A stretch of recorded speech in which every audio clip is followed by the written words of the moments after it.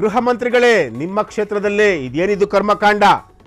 ನಿಮ್ಮ ಇಲಾಖೆ ಮಾನ ಹರಾಜಾಗಿದೆಯಾ? ಇಲ್ಲ ಇಲಾಖೆ ಇರೋದೇ ಹೀಗೇನಾ? Rapist ರಾಮಚಂದ್ರಪ್ಪಗೆ posting ಕೊಡಿಸಿದ್ದು ನೀವೇನಾ? ಇವನ ಯಾವ ಗುಣ ನೋಡಿ ತವರು ಕ್ಷೇತ್ರದಲ್ಲಿ ಪೋಸ್ಟಿಂಗ್ ಕೊಡಿಸಿದ್ರಿ ಸ್ವಾಮಿ ನೀವು? ಇವನು ಇಂತಹ ಇನ್ನೆಷ್ಟು ಹೆಣ್ಣು ಮಕ್ಕಳನ್ನು ಶೋಷಣೆ ಮಾಡಿದ್ದಾನೆ ಗೊತ್ತಿಲ್ಲ. ಸರ್ಕಾರಿ ಕಚೇರಿ ಬಾತ್ರೂಮಲ್ಲೇ ರಾಸಲೀಲೆ ಮಾಡ್ತಾನೆ ಅಂದರೆ ಏನರ್ಥ ಇದು? ಇಂತಹ ಇನ್ನೆಷ್ಟು ಕೃತ್ಯಗಳನ್ನು ಈತ ಮಾಡಿರಬಹುದು. ನೀಚ ಕೃತ್ಯ ಎಸಗಿದ್ರು ಈತನನ್ನ ಇನ್ನೂ ಯಾಕೆ ಡಿಸ್ಮಿಸ್ ಮಾಡಿಲ್ಲ? ಇಲಾಖೆಯಲ್ಲಿ ಯಾಕೆ ಸಸ್ಪೆಂಡ್ ಮಾಡಿಲ್ಲ? ಇವನ್ನ ಡಿಸ್ಮಿಸ್ ಮಾಡಿಲ್ಲ? ಇದು ಡಿಸ್ಮಿಸ್ಗೆ ಅರ್ಹವಾದ ಪ್ರಕರಣ ಅಂತ ನಿಮಗೆ ಅನಿಸ್ತಿಲ್ವಾ? ಗೃಹ ಮಂತ್ರಿಗಳೇ, ಪರಮೇಶ್ವರ್ ಸಾಹೇಬ್ರೆ, ನಿಮ್ಮ ಕ್ಷೇತ್ರದಲ್ಲೇ ಈ ರೀತಿ ಆದರೆ ಹೇಗೆ? ನಿಮ್ಮ ಇಲಾಖೆ ಮಾನ ಹರಾಜಾಗಿದೆಯಾ? Rapist ರಾಮಚಂದ್ರಪ್ಪಗೆ posting ಕೊಡಿಸಿದ್ದು ನೀವೇನಾ? ಇವನು ಯಾವ ಗುಣ ನೋಡಿ ತವರು ಕ್ಷೇತ್ರದಲ್ಲಿ ಪೋಸ್ಟಿಂಗ್ ಕೊಡಿಸಿದ್ರಿ ಸ್ವಾಮಿ ನೀವು? ಇವನು ಇಂತಹ ಇನ್ನೆಷ್ಟು ಹೆಣ್ಣು ಮಕ್ಕಳನ್ನ ಶೋಷಣೆ ಮಾಡಿದ್ದಾನೆ ಗೊತ್ತಿಲ್ಲ. ಸರ್ಕಾರಿ ಕಚೇರಿ ಬಾತ್ರೂಮಲ್ಲೇ ರಾಸಲೀಲೆ ಮಾಡ್ತಾನೆ ಅಂದರೆ ಏನರ್ಥ ಸ್ವಾಮಿ ಇದು? ಇಂತಹ ಇನ್ನೆಷ್ಟು ಕೃತ್ಯಗಳನ್ನು ಈತ ರಾಮಚಂದ್ರಪ್ಪ ಮಾಡಿದ್ದಾನೋ ಗೊತ್ತಿಲ್ಲ ಸ್ವಾಮಿ. ಖಂಡಿತವಾಗಲೂ ಈತನನ್ನು ಡಿಸ್ಮಿಸ್ ಮಾಡಿ. ನೀವು ಇಂತಹ ಅಧಿಕಾರಿಗಳನ್ನ ಯಾವುದೇ ಕಾರಣಕ್ಕೂ ಕೂಡ ಒಂದು ಕ್ಷಣನೂ ಕೂಡ ನಿಮ್ಮ ಇಲಾಖೆಯಲ್ಲಿ ಇಟ್ಕೊಳ್ಬಾರ್ದು. ನೀವು ಇಂತಹ ಅಧಿಕಾರಿಗಳನ್ನು ಇಟ್ಕೊಂಡ್ರೆ ನಿಮಗೆ ಕೆಟ್ಟ ಹೆಸರು, ನಿಮ್ಮ ಇಲಾಖೆಗೆ ಕಪ್ಪು ಚುಕ್ಕೆ. ದಯಮಾಡಿ ಇಂತಹ ಇಲಾಖೆ ಇಂತಹ ಅಧಿಕಾರಿಗಳನ್ನು ಇಮ್ಮಿಡಿಯೇಟ್ಲಿ ಡಿಸ್ಮಿಸ್ ಮಾಡಿ.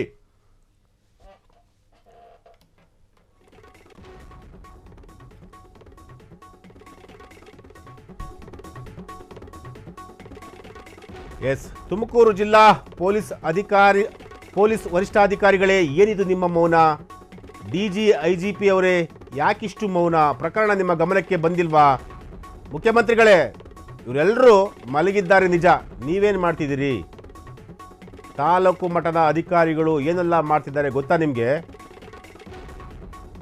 ಪೊಲೀಸ್ ಠಾಣೆಗೆ ಬಂದರೆ ಗಂಡಸರು ಹಣ ಕೊಡಬೇಕು, ಹೆಂಗಸರು ದೇಹ ಕೊಡಬೇಕಾ? ಮುಖ್ಯಮಂತ್ರಿಗಳೇ, ಈ ಪಾಪಿಯನ್ನು ಈಗಲೇ ಇಲಾಖೆಯಿಂದ ಡಿಸ್ಮಿಸ್ ಮಾಡಿಸಿ ನೀವು. ತುಮಕೂರು ಜಿಲ್ಲಾ ಪೊಲೀಸ್ ವರಿಷ್ಠಾಧಿಕಾರಿಗಳೇ, ಯಾಕಿಷ್ಟು ಮೌನ? ಏನಿದು? ಡಿಜಿ ಐಜಿಪಿ ಅವರೇ, ಯಾಕೆ ಈ ರೀತಿಯಾಗಿ ಮೌನ ವಹಿಸಿದ್ರಿ? ಈ ಪ್ರಕರಣ ನಿಮ್ಮ ಗಮನಕ್ಕೆ ಬಂದಿಲ್ವಾ? ಮುಖ್ಯಮಂತ್ರಿಗಳೇ, ಇವರೆಲ್ಲರೂ ಮಲಗಿದ್ದಾರೆ ನಿಜ, ನೀವೇನು ಮಾಡ್ತಿದ್ದೀರಾ ಸ್ವಾಮಿ? ತಾಲೂಕು ಮಟ್ಟದ ಅಧಿಕಾರಿಗಳು ಏನೆಲ್ಲ ಮಾಡ್ತಿದ್ದಾರೆ ನಿಮಗೆಲ್ಲ ಗೊತ್ತಾ ಹೋಗ್ಲಿ. ಪೊಲೀಸ್ ಠಾಣೆಗೆ ಬಂದರೆ ಗಂಡಸರು ಹಣ ಕೊಡಬೇಕು, ಹೆಂಗಸರು ದೇಹ ಕೊಡಬೇಕಾ? ಮುಖ್ಯಮಂತ್ರಿಗಳೇ, ದಯಮಾಡಿ ಈ ಪಾಪಿಯನ್ನು ಈಗಲೇ ಇಲಾಖೆಯಿಂದ ಡಿಸ್ಮಿಸ್ ಮಾಡಿ. ತುಮಕೂರು ಜಿಲ್ಲಾ ಪೊಲೀಸ್ ವರಿಷ್ಠಾಧಿಕಾರಿಗಳೇ, ದಯಮಾಡಿ ಇಂತಹ ಅಧಿಕಾರಿಯನ್ನು ಒಂದು ಕ್ಷಣ ಕೂಡ ನಿಮ್ಮ ಇಲಾಖೆಯಲ್ಲಿ ಇಟ್ಕೊಳ್ಬಾರ್ದು. ಇಂತಹ ಅಧಿಕಾರಿಯನ್ನು ನೀವು ಇಟ್ಕೊಂಡ್ರೆ ಇಡೀ ಇಲಾಖೆಗೆ ಕಪ್ಪು ಚುಕ್ಕೆ. ದಯಮಾಡಿ ಇಂತಹ ಅಧಿಕಾರಿಯನ್ನು ಈಗಲೇ ಡಿಸ್ಮಿಸ್ ಮಾಡಿ. ಇವನ ಮೇಲೆ ನಿರ್ದಾಕ್ಷಿಣ್ಯವಾಗಿ ಕಾನೂನಿನಲ್ಲಿ ಯಾವ ರೀತಿಯಾಗಿ ಕ್ರಮ ಆಗಬೇಕೋ ಆ ಕ್ರಮ ಆಗಲೇಬೇಕು ಈ ಪಾಪಿಗೆ.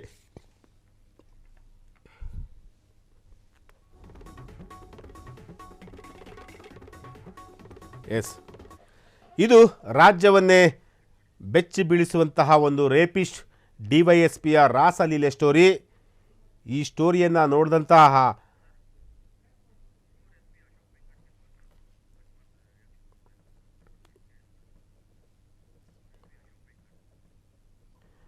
ನೋಡಿ ಸ್ವಾಮಿ, ತುಮಕೂರು SP ಅಶೋಕ್ ವೆಂಕಟ್, ಈಗ ಸದ್ಯ SP ಆಗಿರುವಂತಹ ಅಶೋಕ್ ವೆಂಕಟ್ ಅವರಿಗೆ ನಮ್ಮ ಕಚೇರಿಯಿಂದ ಕಾಲ್ ಮಾಡಿ, ಯಾಕೆ ಇಂತಹ ಅಧಿಕಾರಿಯನ್ನು ನಿಮ್ಮ ಇಲಾಖೆಯಲ್ಲಿ ಇಟ್ಕೊಂಡಿದ್ದೀರಾ ಸ್ವಾಮಿ ಅಂತ ಹೇಳಿ ಏನಾದರೂ ಅವ್ರಿಗೆ ಕರೆ ಮಾಡಿ, ಫ್ರೀಡಮ್ ಟಿವಿಯಿಂದ ಕರೆ ಮಾಡಿದ್ರೆ ಇಮ್ಮಿಡಿಯೇಟ್ಲಿ ಕಾಲ್ ಕಟ್ ಮಾಡ್ತಾರಲ್ರಿ. ಏನ್ರಿ ಇದು ಅರ್ಥ? ಇದು ಅಟ್ಲೀಸ್ಟ್ ಇವ್ರ ಮೇಲೆ ಆ್ಯಕ್ಷನ್ನು ಕೂಡ ತಗೊಳಲ್ಲ.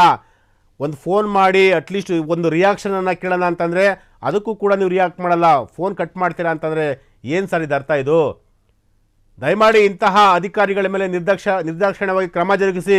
ಯಾಕೆ ಇಂತಹ ಅಧಿಕಾರಿಗಳನ್ನು ನೀವು ಇಟ್ಕೊಂಡಿದ್ದೀರಾ? ಯಾಕೆ ನೀವು ಅಟ್ಲೀಸ್ಟು ಇಮಿಡಿಯೇಟ್ಲಿ ಆ್ಯಕ್ಷನ್ ತೆಗೆದುಕೊಂಡ್ರೆ ತಾನೇ ಇಂಥವ್ರಿಗೆ ಪಾಠ ಕಲಿಸ್ತಂತೆ ಆಗೋದು. ನೀವೇ ಈ ರೀತಿಯಾಗಿ ಕಾಲ್ ಕಟ್ ಮಾಡಿದ್ರೆ ಹೇಗೆ ಸರ್? ದಯಮಾಡಿ ನಿಮ್ಮ ಮೇಲೆ ತುಂಬ ಅಭಿಮಾನ ಇದೆ. ಯಾಕೆಂತಂದರೆ ನೀವು ಲೋಕಾಯುಕ್ತ ಇಲಾಖೆಯಲ್ಲಿ ಕೆಲಸ ಮಾಡಿದ್ರಿ. ಆ ಒಂದು ಸಮಯದಲ್ಲಿ ಭ್ರಷ್ಟ ಅಧಿಕಾರಿಗಳನ್ನು ಸದೆ ಬಡಿದಂತಹ ಅಧಿಕಾರಿ ನೀವು. ಈಗ ತುಮಕೂರಲ್ಲಿ ನೀವು SP ಆಗಿ ಕಾರ್ಯನಿರ್ವಹಿಸ್ತಾ ಇದ್ದೀರಾ. ಸೊ ದಯಮಾಡಿ ಇಂತಹ ಅಧಿಕಾರಿಗಳ ಮೇಲೆ ನಿರ್ದಾಕ್ಷಿಣ್ಯವಾಗಿ ಕ್ರಮ ಜರುಗಿಸಿ. ಅದು ಪೊಲೀಸ್ ಇಲಾಖೆಯಲ್ಲಿ, ಪೊಲೀಸ್ ಕಚೇರಿಯಲ್ಲಿ ಈ ರೀತಿಯಾಗಿ ಬಟ್ಟೆ ಬಿಚ್ಕೊಂಡು ಕೂತ್ಕೊಂಡ್ರೆ ಏನ್ರಿ ಅರ್ಥ ಇದು? ಹೆಣ್ಮಕ್ಳು ಬಟ್ಟೆ ಬಿಚ್ಕೊಂಡು ಕೂತ್ಕೊಳ್ಳೋದು ಅಥವಾ ಈತ ಪೊಲೀಸ್ ಯೂನಿಫಾರ್ಮನ್ನೇ ಬಟ್ಟೆ ಬಿಚ್ಕೊಂಡು ಕೂತ್ಕೊಳ್ಳೋದು ಅಂತಂದರೆ ಏನು ಅರ್ಥ ಸ್ವಾಮಿ ಇದು? ಒಂದು ಅಟ್ಲೀಸ್ಟ್ ಒಂದು ಫ್ರೀಡಮ್ ಟಿವಿಗೆ ನೀವು ಒಂದು ರಿಯಾಕ್ಟ್ ಮಾಡೋಕ್ಕಾಗಿಲ್ಲ ಅಂತಂದರೆ ಹೇಗೆ ಇದು? ನೀವು ಒಂದು ರಿಯಾಕ್ಟ್ ಮಾಡ್ಬೋದಲ್ವ ನೀವು? ಎಷ್ಟು ವರ್ಷದಿಂದ ಈತ ಕೆಲಸ ಮಾಡ್ತಾ ಇದ್ದ DYSP ಆಗಿ? ಏನು ಮಾಡ್ತಾ ಇದ್ದ? ಎಲ್ಲೆಲ್ಲಿ ಕೆಲಸ ಮಾಡ್ತಾ ಇದ್ದ? ಇವ್ನ ಹಿನ್ನೆಲೆ ಏನು ಅಂತ ನೀವು ಹೇಳ್ಬೋದಲ್ವ ಸ್ವಾಮಿ ನೀವು? ಯಾಕೆ ನೀವು ಒಂದು ರಿಯಾಕ್ಟ್ ಮಾಡೋದಕ್ಕೆ ಯಾಕೆ ನಿಮಗೆ ಈ ರೀತಿಯಾಗಿ ಕಷ್ಟ? ನಿಮಗೆ ಯಾಕೆ ಫೋನ್ ಕಟ್ ಮಾಡ್ತೀರಾ? ಈ ರೀತಿಯಾಗಿ ಫೋನ್ ಕಟ್ ಮಾಡಿದ್ರೆ ನೀವೆಲ್ಲ ಒಂದು ಕಡೆ ಅವ್ರಿಗೆ ಕುಂಭ ಕೊಟ್ಟಂಗಲ್ವಾ?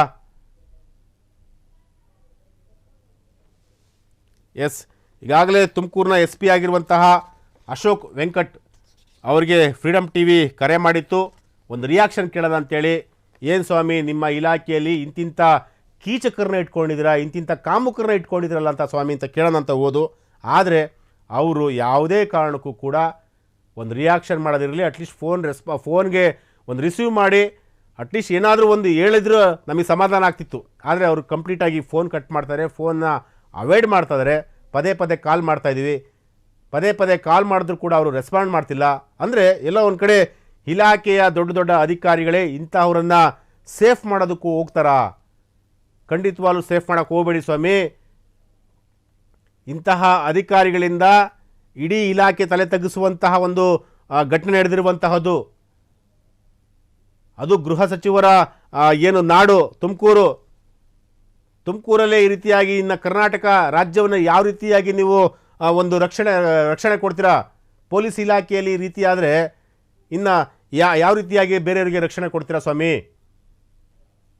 ದಯಮಾಡಿ ಇಂಥ ಅಧಿಕಾರಿಗಳನ್ನ ಇಮ್ಮಿಡಿಯೇಟ್ಲಿ ಸಸ್ಪೆಂಡ್ ಮಾಡಿ, ಯಾವುದೇ ಮುಲಾಜಿದಲ್ಲಿ ಸಸ್ಪೆಂಡ್ ಮಾಡಿ. ನೋಡ್ರಿ, ಕತ್ತೆಗೆ ವಯಸ್ಸಾದಂಗೆ ಆಗಿದೆ. ಸುಮಾರು 55-60 ವರ್ಷ ಆಸ್ಪಾಸಲ್ಲಿದ್ದಾರೆ ಅವರು. ಅಂತಹ ಅಧಿಕಾರಿ ಒಂದು ಹೆಣ್ಮಗಳ ಮೇಲೆ ಈ ರೀತಿಯಾಗಿ, ಅದು ಪೊಲೀಸ್ ಕಚೇರಿಯಲ್ಲೇ ಈ ರೀತಿಯಾಗಿ ನಡ್ಕೊಂಡ್ರೆ ಹೇಗೆ ಇದು? ಒಂದು ಕಾಮನ್ ಸೆನ್ಸ್ ಬೇಡ ಹೋಗಲಿ. ತಾನು ಯೂನಿಫಾರ್ಮ್ ಹಾಕ್ಕೊಂಡಿದ್ದೀನಿ, ನಾನು ಪೊಲೀಸ್ ಕಚೇರಿಯಲ್ಲಿ ಇದ್ದೀನಿ, ತಾನು ಏನು ಮಾಡಬೇಕು? ನೊಂದಂತಹ ಮಹಿಳೆಯರಿಗೆ, ನೊಂದಂಥವ್ರಿಗೆ ಇದೇನ ನೀವು ಮಾಡೋದು?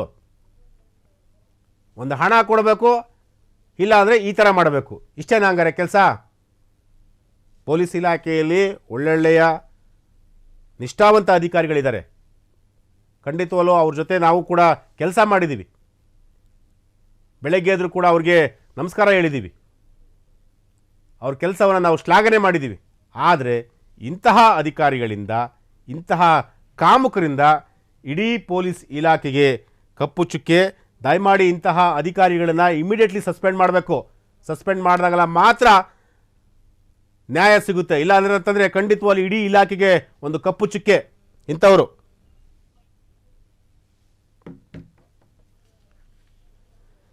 ಎಸ್, ಇದು ತುಮಕೂರಲ್ಲಿ ನಡೆದಿರುವಂತಹ ಒಂದು ರಾಸಲೀಲೆ ವಿಡಿಯೋ ಪ್ರಕರಣ.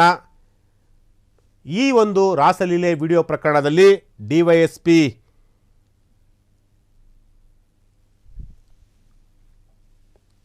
ಡಿವೈಎಸ್ಪಿ ರಾಮಚಂದ್ರಪ್ಪ ತಗಲಾಕೊಂಡಿರುವಂತಹದ್ದು. ಈ ಕಾಮುಕನಿಗೆ ಖಂಡಿತವಾಗ್ಲೂ ಹಿರಿಯ ಅಧಿಕಾರಿಗಳು ಪಾಠ ಹೇಳಬೇಕು, ಬುದ್ಧಿ ಹೇಳಬೇಕು. ಈತನಿಗೆ ನಿರ್ದಾಕ್ಷಿಣ್ಯವಾಗಿ ಈತನ ಮೇಲೆ ಕ್ರಮವನ್ನು ಜರುಗಿಸಬೇಕು. ನೀವು ಮೀನಾಮೈಷ ಎಣಿಸಲೇಬಾರ್ದು. ಒಂದು ಕ್ಷಣ ಕೂಡ ಈತ ಇಲಾಖೆಯಲ್ಲಿರಲಿಕ್ಕೆ, ಪೊಲೀಸ್ ಇಲಾಖೆಯಲ್ಲಿರಲಿಕ್ಕೆ ಈತ ನಾಲಾಯಕಿತ.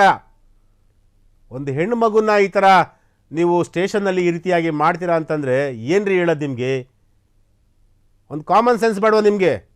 ಮಗಳು ವಯಸ್ಸು, ನಿಮ್ಮ ಮಕ್ಕಳಿಗೆ ಆದರೆ ಇದೇ ಥರ ನಡ್ಕೊತೀರ ನೀವು? ನಡ್ಕೊತೀರ ಸ್ವಾಮಿ ನೀವು? ನಿಮ್ಮ ಹೆಣ್ಮಕ್ಳನ್ನ ಇದೇ ಥರ ನೀವು ಬಳಸ್ಕೊತೀರ ನೀವು?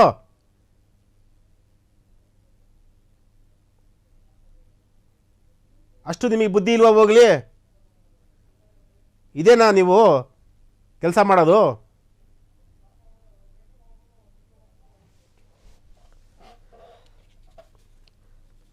ಪರಮೇಶ್ವರ್ ಸಾಹೇಬ್ರೆ, ನಿಮ್ಮ ಮೇಲೆ ನಮಗೆ ಅಪಾರವಾದಂತಹ ಒಂದು ಗೌರವ ಇದೆ. ಇಂತಹ ಅಧಿಕಾರಿಗಳನ್ನು ಯಾವುದೇ ಕಾರಣಕ್ಕೂ ಕೂಡ ನೀವು ಇಟ್ಕೊಳ್ಳೇಬಾರ್ದು, ಒಂದು ಕ್ಷಣ ಕೂಡ ಇಟ್ಕೊಳ್ಬಾರ್ದು. ಇಂಥವ್ರ ಮೇಲೆ ನಿರ್ದಾಕ್ಷಿಣ್ಯವಾಗಿ ಕ್ರಮ ಆಗಬೇಕು, ನೀವು ಕ್ರಮ ಜರುಗಿಸ್ಬೇಕು immediately. DG and IG Alok Mohan ಅವರೇ, ದಯಮಾಡಿ ಇಂತಹ ಅಧಿಕಾರಿಗಳನ್ನು ಇಮಿಡಿಯೇಟ್ಲಿ ನೀವು ಕಿತ್ತೊಗಿಬೇಕು.